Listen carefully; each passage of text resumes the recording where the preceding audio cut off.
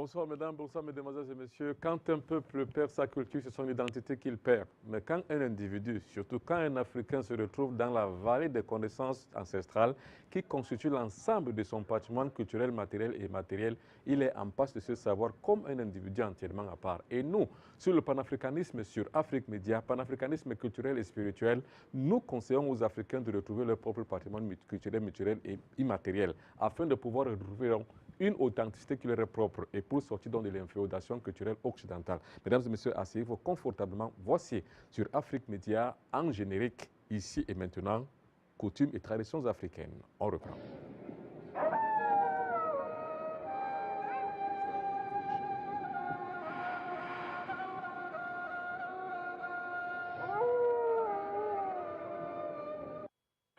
Nous avons toujours conçu que celui qui s'apitoie sur son sort ne mérite pas qu'on s'apitoie sur lui. Celui qui se victimise en disant que la faute c'est aux autres ne mérite pas qu'on s'apitoie sur leur sort.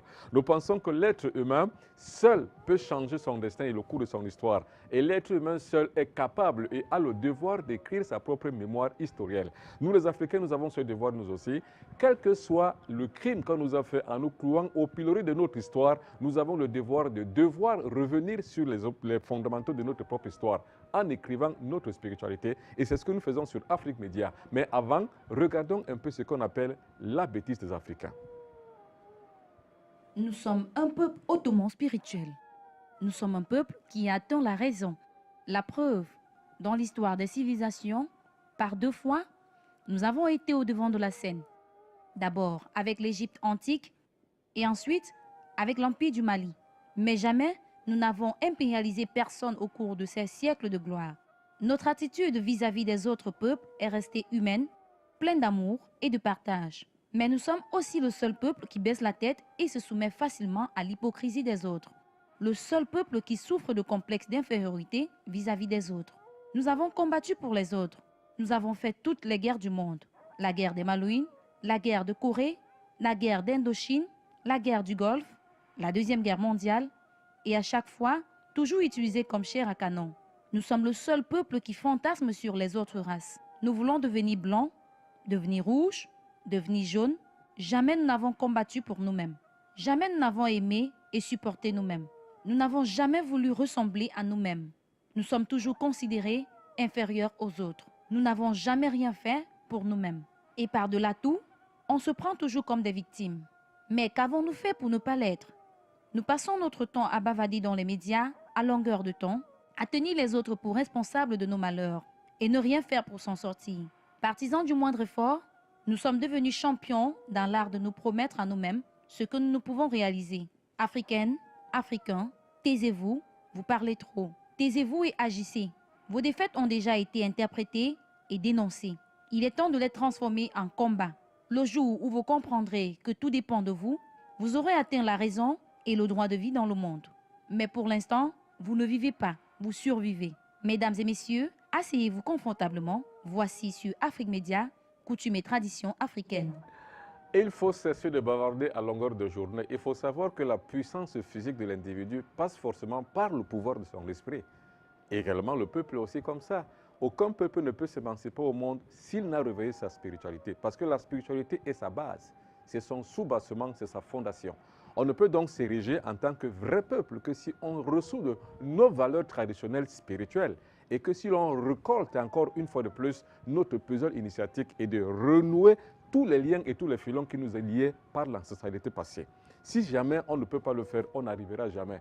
Qu'on se victimise comme on peut, qu'on dise que la faute c'est aux autres, la faute c'est à la France, la faute c'est à l'Angleterre, la faute c'est à qui et à qui encore.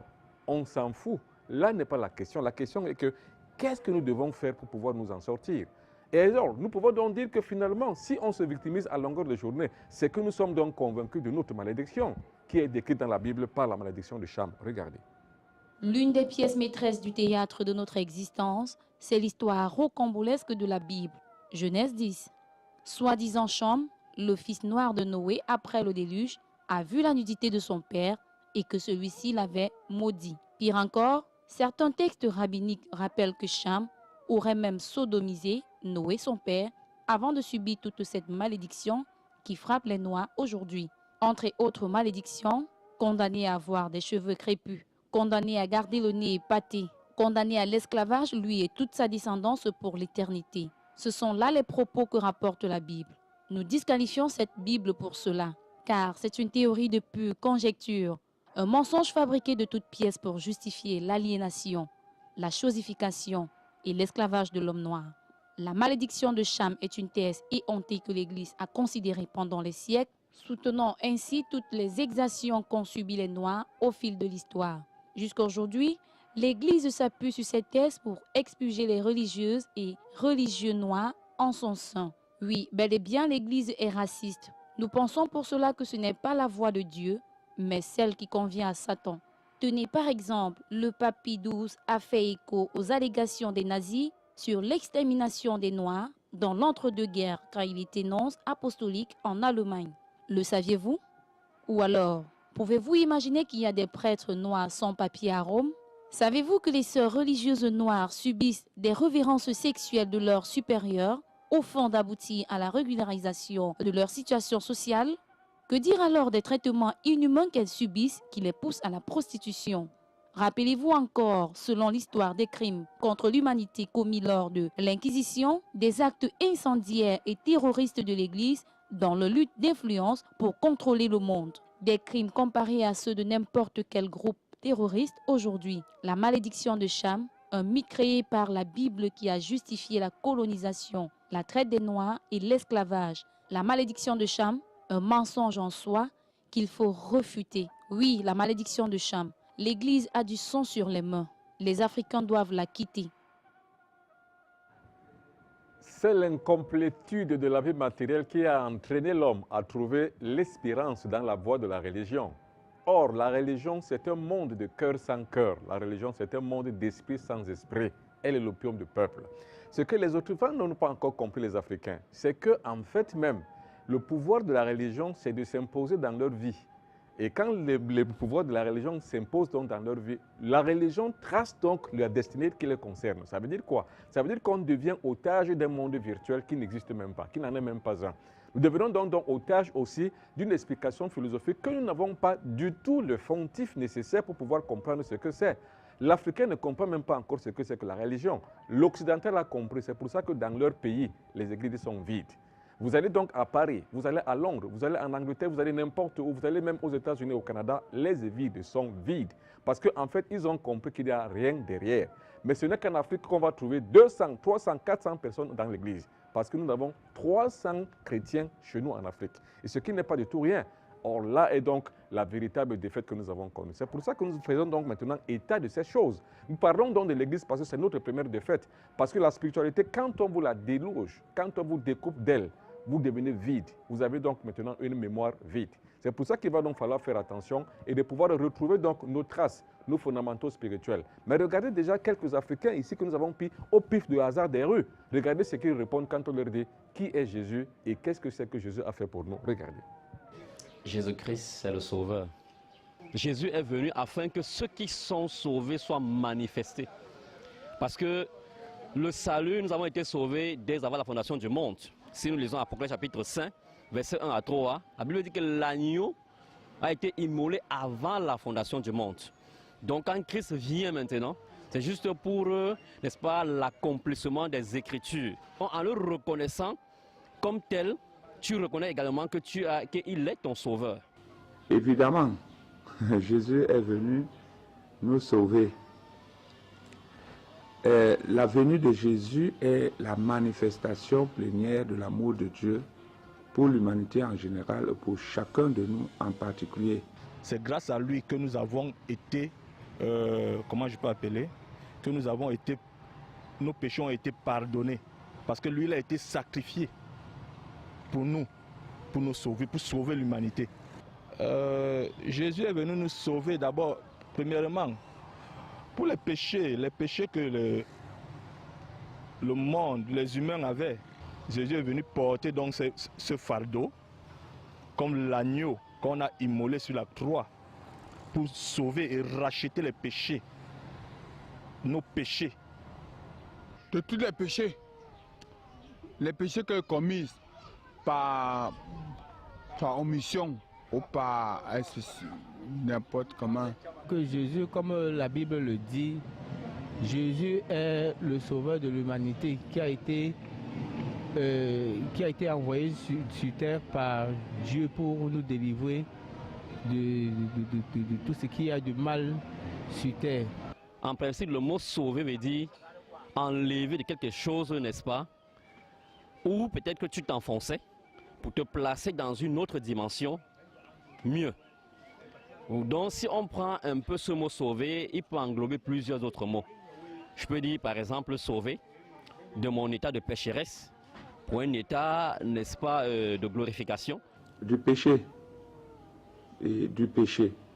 Jésus-Christ n'est pas venu supprimer, mettre fin à la mort ni à la maladie.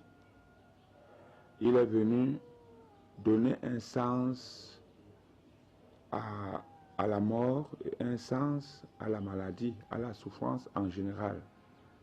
Toute souffrance est liée à sa passion. Mais il est venu nous sauver d'abord de l'emprise du mal, et il est venu abolir il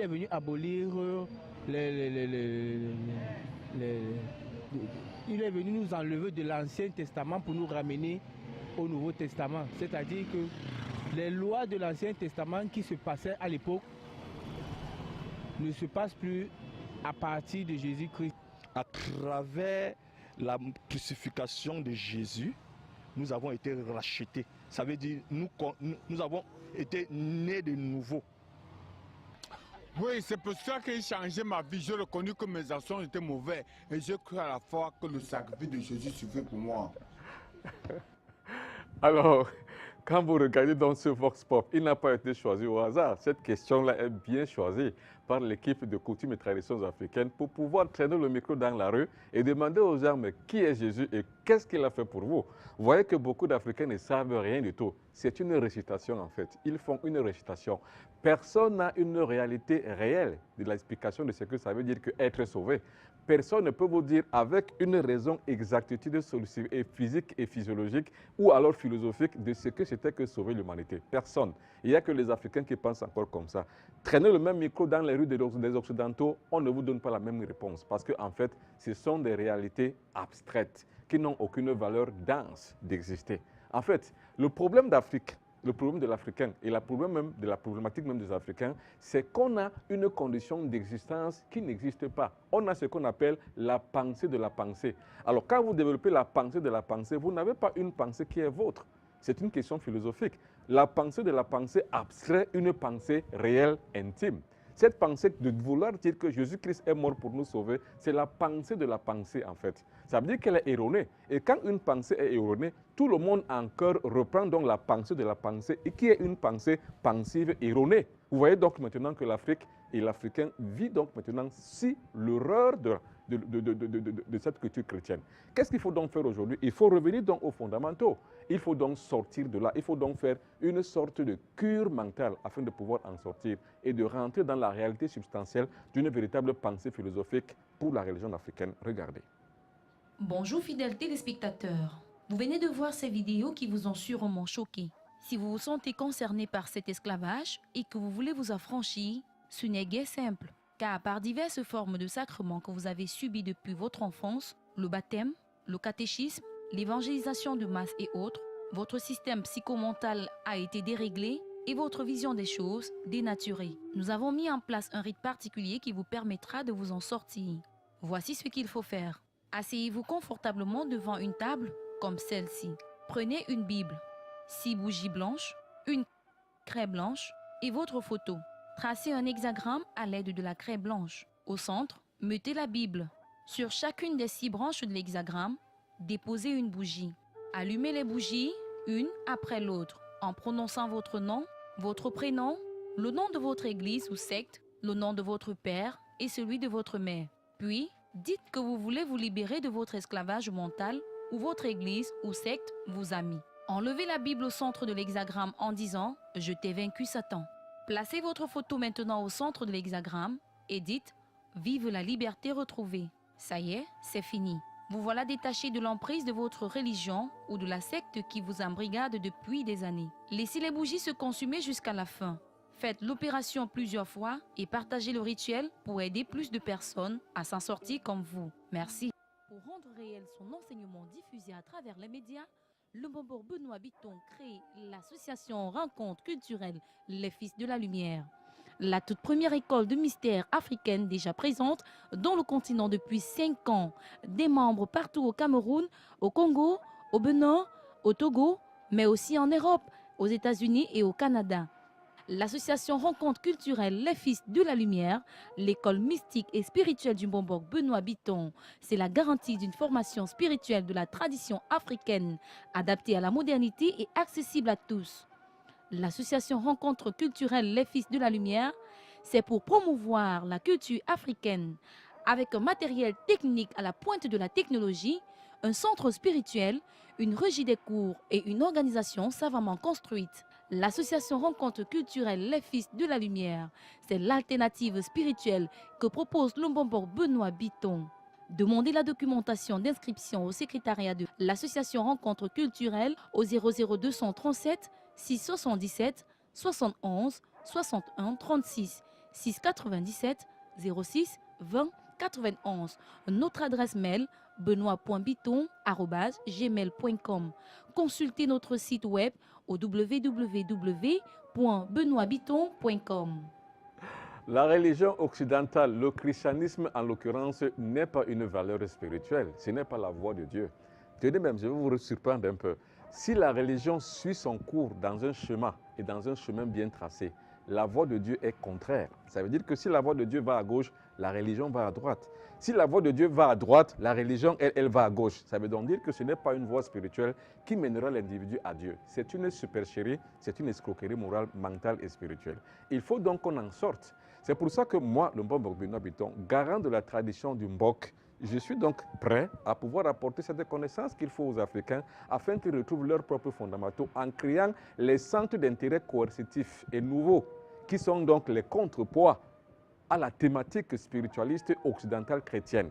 Ça veut dire quoi? Ça veut dire qu'il faut simplement créer d'autres alternatives afin de pouvoir régénérer les consciences, leur faire renaître, afin de pouvoir maintenant arriver à arrimer l'individu au sein de sa propre authenticité spirituelle. C'est ce que moi je fais justement pour atteindre ce qu'on appelle la renaissance africaine. Regardez. Alors, à quand la renaissance africaine? Notre renaissance n'est pas encore à l'horizon. Nous sommes encore très loin de notre libération. Nous pouvons même dire, sans risque de nous tromper, que notre libération, ce n'est pas pour demain.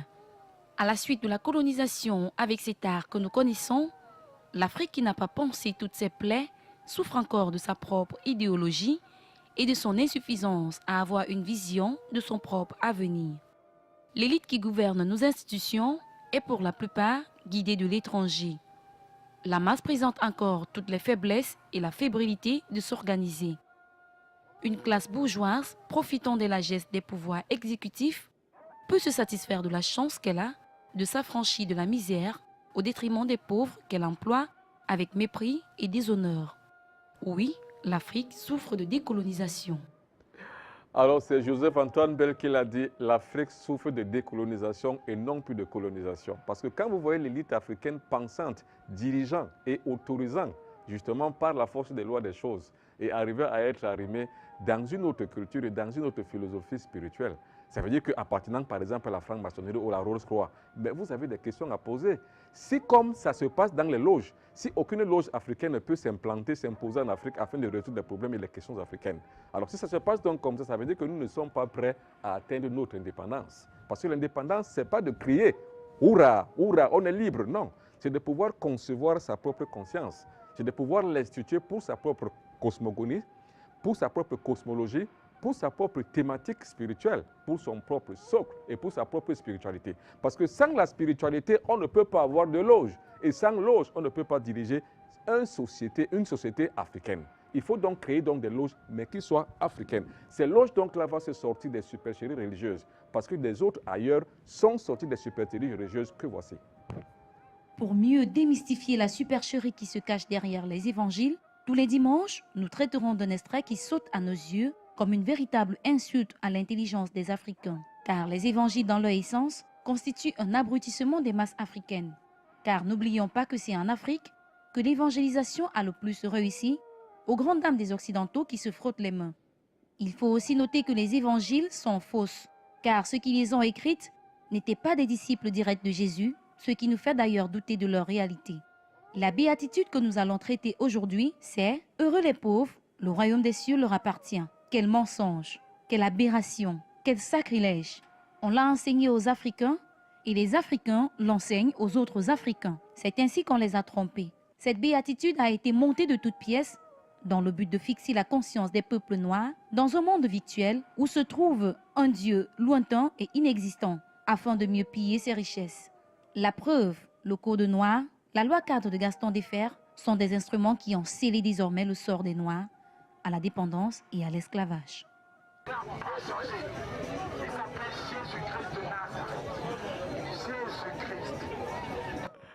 Alors, le dernier Africain qui parle là avec la radio mobile, s'il savait simplement qu'il est en train de prêcher dans un monde virtuel et que le Dieu pour lequel il se vertue à faire tous ces sacrifices physiques n'existait pas, il comprendrait peut-être que lui-même, il a perdu sa condition d'existence. Et j'aime toujours reprendre ce que Thomas Sankara disait, celui qui se rend compte qu'il est esclave, mais qui ne lutte pas contre son propre esclavage, ne mérite pas qu'on s'apitoie sur son sort. Alors, si nous les Africains, on ne combat pas pour pouvoir se sortir de là, il ne méritera jamais que pour nous soit loué, quelle que soit notre propre volonté, mais un quelconque sauvetage. Nous sommes heureux donc de pouvoir être dans cet état. C'est pour ça qu'il faut en sortir. Et les Africains, on les a bernés, on les a fait comprendre que c'était une réalité. Il est donc temps qu'on revienne donc à nos fondamentaux religieux.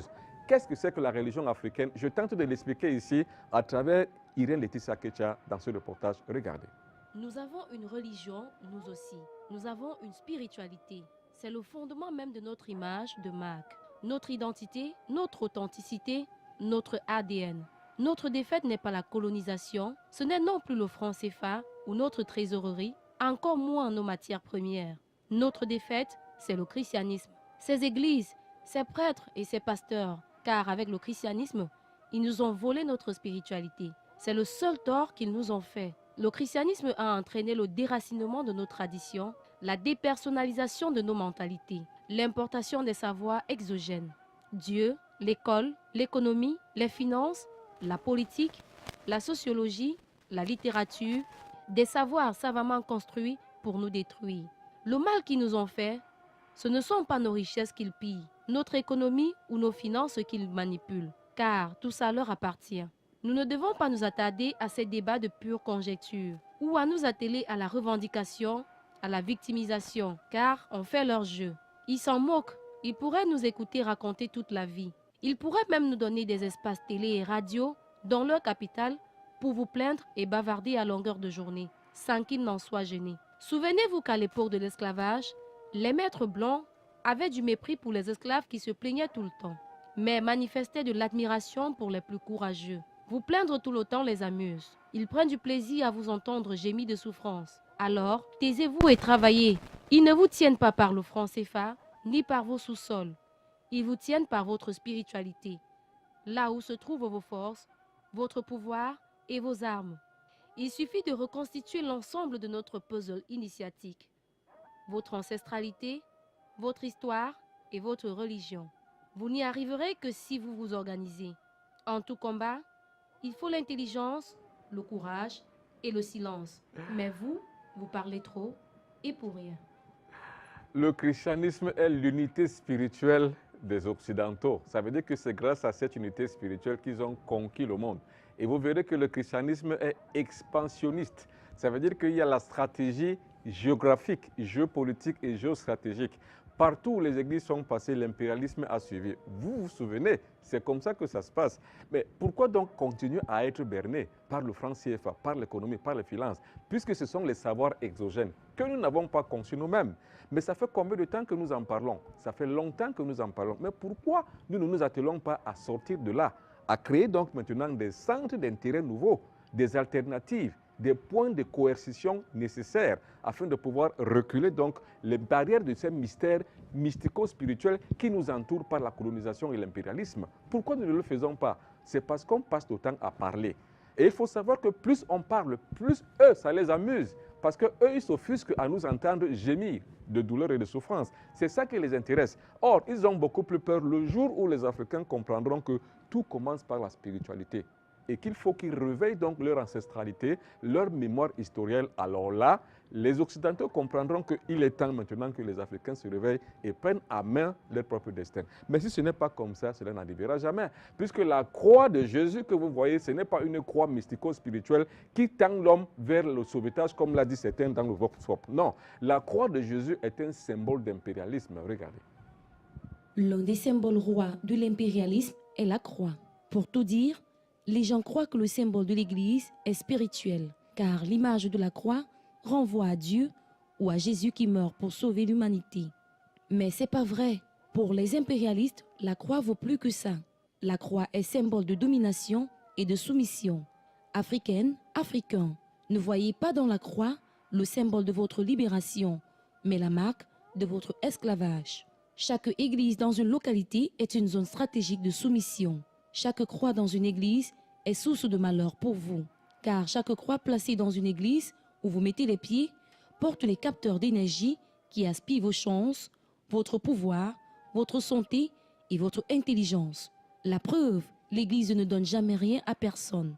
Pourtant, elle prend tout à tout le monde. Elle confisque nos terres, prend en otage nos enfants et nos femmes. Elle prélève un impôt obligatoire dans nos salaires par mois, par an et par jour. Pour mieux nous escroquer, elle fait semblant de nous assister socialement. Et pourtant, ce n'est qu'une tromperie, car leurs écoles sont les plus chères, leurs hôpitaux aussi. Leurs centres de santé et leurs orphelinats sont subventionnés, ce qui démontre que l'Église ne perd jamais rien. Elle gagne toujours, tout en profitant de nos misères. Tout ceci au nom de la croix. Africaine, africain, ne vous trompez pas, mais encore faut-il que vous ouvriez les yeux pour voir le mal que l'Église vous a fait, tous les sévices que vous subissez. Vos enfants sont victimes de pédophilie, vos femmes victimes d'adultère, votre société prise en otage dans l'insouciance totale des autorités qui observent en silence complice. Si vous ne faites rien aujourd'hui, vous en aurez encore pour des siècles, car la croix est un calvaire qui vous soumet à un esclavage douloureux et durable.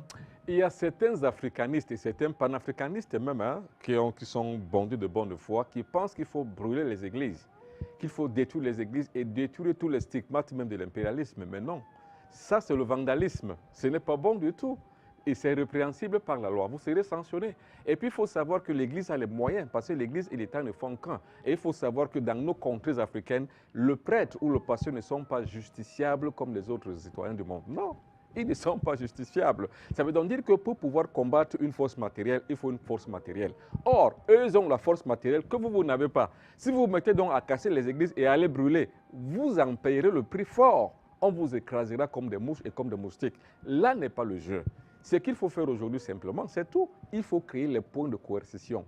Il faut réveiller les masses par la remise en question des fondatifs religieux et des fondations du christianisme et de l'évangélisation. Il faut simplement créer des points de convergence intellectuelle et puis des consciences africaines collectives, afin que de façon collective et morphogénétiquement, que les Africains arrivent à découvrir la supercherie et qu'ils retrouvent donc maintenant leur masse et se retrouvent donc dans leur propre soubassement spirituel, leur socle, leur culture, leurs traditions. Alors ils comprendront donc réellement ce qu'ils doivent faire. Mais pour cela, il faut réinstaurer la mémoire historielle, qui est l'ancestralité. Nos ancêtres, c'est qui?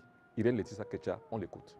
Nos ancêtres, les Africains. Si l'Afrique m'était comptée, je comprendrais un peu mieux ma culture. Mais le drame de notre existence est que c'est la culture des autres qui nous est comptée. Dans les manuels scolaires, jusqu'à nos bibliothèques universitaires, nous assimilons le savoir des autres. Si la religion africaine m'était comptée, je saurais peut-être raconter l'histoire de mes ancêtres. Mais le drame de notre vie est que ce sont les ancêtres des autres que nous connaissons. Sans le savoir, nous lapidons nos ancêtres dans nos mémoires avec la religion des autres. Si l'histoire africaine m'était racontée, j'irais m'abreuver de connaissances dans une des cités antiques pour mieux m'exprimer. Mais c'est l'histoire des autres qui alimente mon cerveau.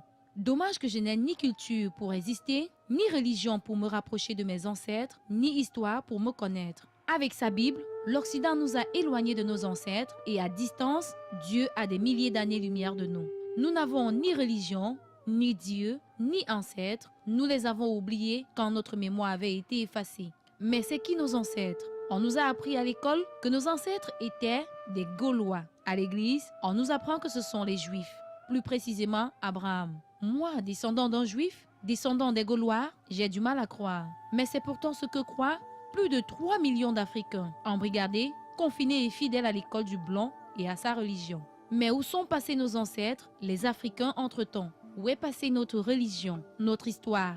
Elle est où? Le constat est que nous avons été trompés sur la religion, sur les ancêtres et sur notre histoire. Le christianisme, le bouddhisme, l'islam, pour ne citer que cela, et toutes les autres religions ne sont pas nos religions. Nos ancêtres ne sont pas les Gaulois.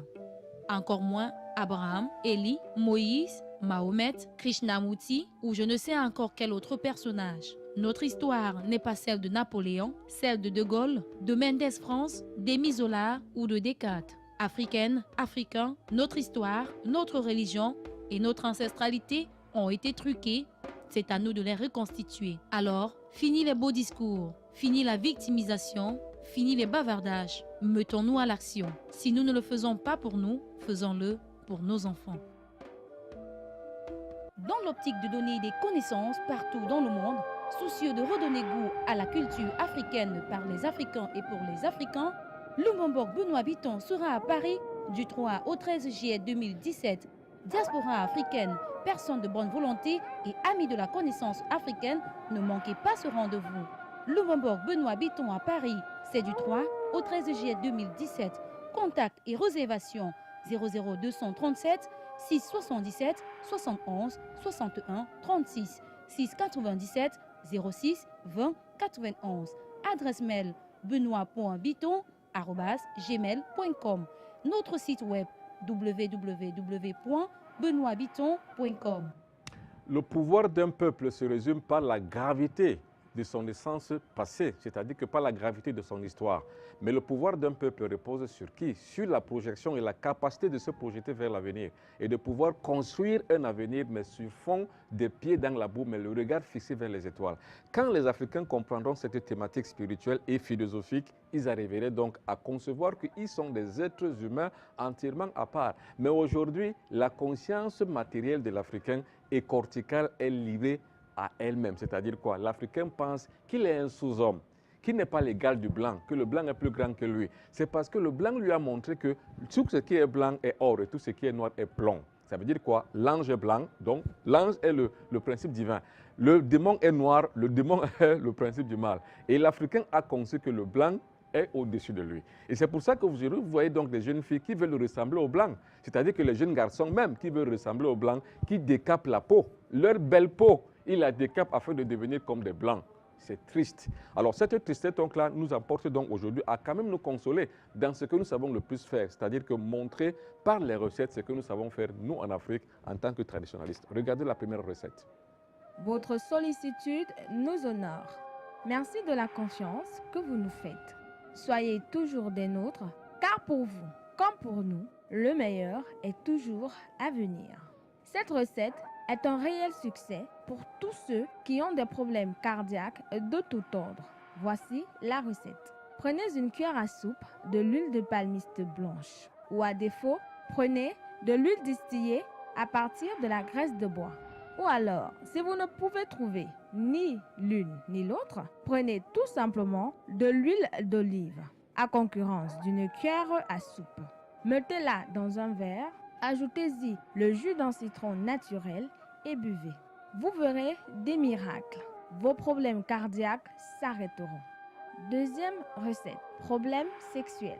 Pour les hommes souffrant de l'azospermie, oligospermie, de l'éjaculation précoce et de la faiblesse sexuelle, mangez 2 noix de butacola par jour et buvez 2 verres de vin de palme après consommation. Troisième recette, guérir le zona. Prenez 10 noix de bitacola, écrasez-les et mélangez-en avec du beurre de karité.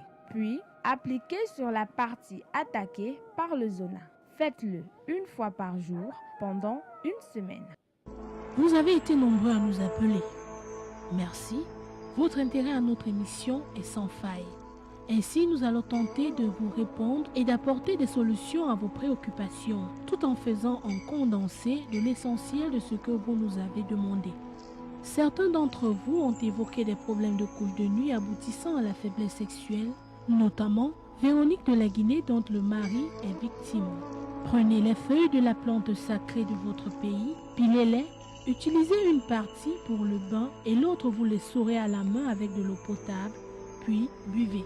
Répétez l'opération 9 jours de suite. Jérémie de la Guinée-Conakry, Francis du Togo, Léon de la Côte d'Ivoire, Gérald du Cameroun et Jojo du Gabon ont évoqué des blocages. Voici une recette qui les aidera à ouvrir les portes du succès. Prenez un citron et découpez-le en morceaux.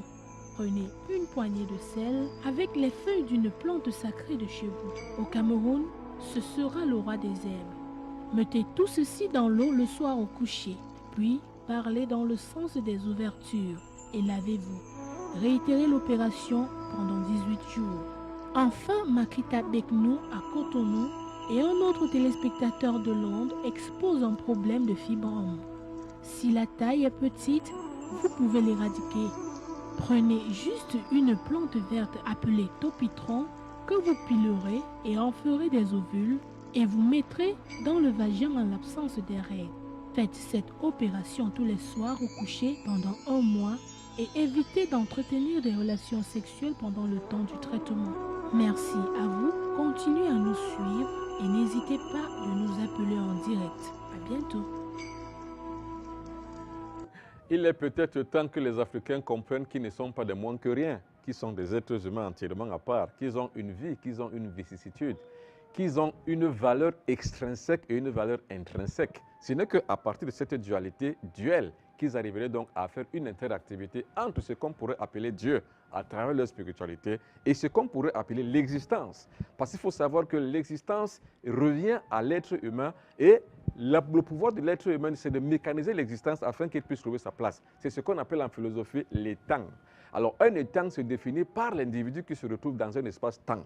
Si l'individu donc se soustrait à cet espace-temps, il n'existe plus. C'est ce qui se passe avec les Africains aujourd'hui, mesdames et messieurs. C'est ce que pense cette nouvelle édition de Coutumes et Traditions africaines.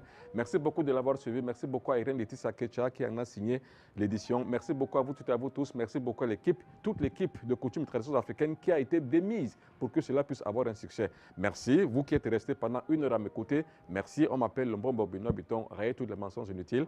Je retourne donc au centre magnétique cosmique, le lieu où la volonté de Dieu est connue, d'où je vous reviens dimanche prochain, toujours avec le même plaisir, quand il sera 20h en temps universel et 21h en temps africain. Merci beaucoup et à dimanche prochain. L'exorcisme selon le Mbombok.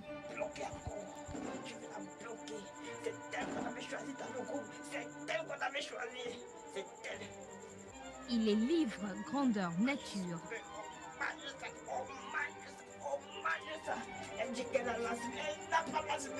Il enseigne, il professe. Il y a les esprits de l'eau, les esprits de feu, les esprits de la terre et les esprits de l'air.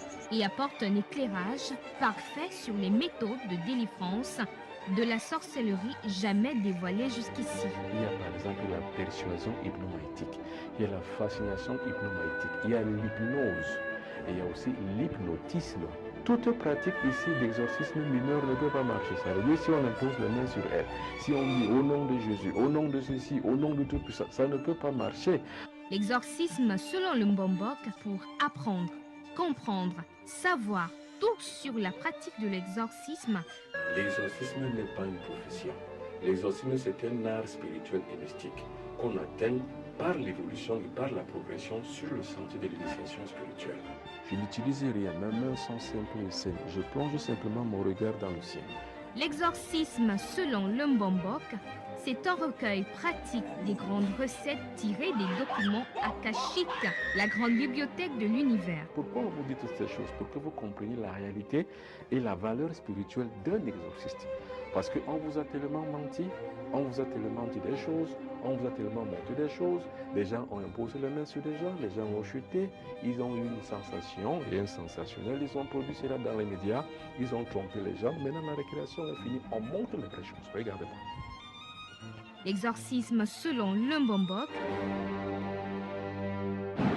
Dans l'optique de donner des connaissances partout dans le monde, soucieux de redonner goût à la culture africaine par les Africains et pour les Africains, le Mbombok Benoît Biton sera à Paris Du 3 au 13 juillet 2017, diaspora africaine, personnes de bonne volonté et amis de la connaissance africaine, ne manquez pas ce rendez-vous. Lumbombo Benoît Bitton à Paris, c'est du 3 au 13 juillet 2017.